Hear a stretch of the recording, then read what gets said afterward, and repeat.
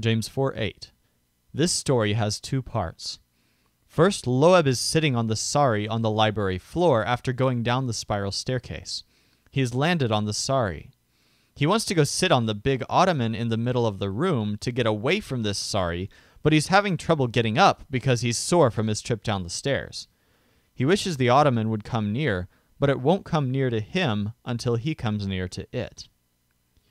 Second, Loeb notices that his brothers have left 2 cards out on the ottoman, 2 cards with double hearts, and now they're all dusty. He's angry at his brothers for letting his cards get dirty, so he yells, "Cleanse your hands, you sinners, and purify your hearts, you double-minded." James 4:9. When Loeb goes to Libby's room, he finds her unwilling to get up.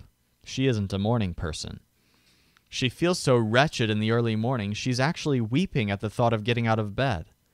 Loeb sits down on the sari and tries to think, but for some reason, after his tumble down the stairs, he finds the situation funny and starts laughing.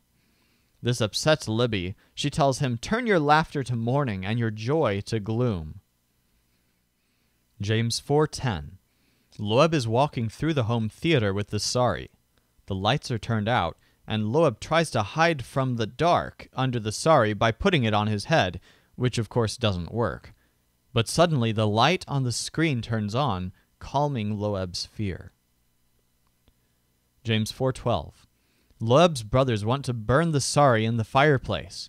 But at this point, Loeb feels a sense of ownership over the sari, so he tells them, "I'm the king of the sari. This sari has only one lawgiver and judge. I get to save or destroy it if I so choose. Who are you to judge that?" Note that Loeb is starting to get a bit arrogant at this point. James 4:13. Loeb is tired of dealing with his brothers. He wants to get some work done. Will they join him? "Come on, guys, what do you say?" But they aren't interested. He goes to the office alone, just him and the sari, to get some work done. He doesn't really like working on this computer at home, but he hopes for better work later on. Looking away from his computer, he looks down at the sari and thinks. Then he gets an idea. "Today, or maybe tomorrow, I'll leave home, drive to a big town somewhere, and I'll spend a year there selling saris. I'll trade saris and make a big profit, and then I can stop this boring computer work at home." James 4:15.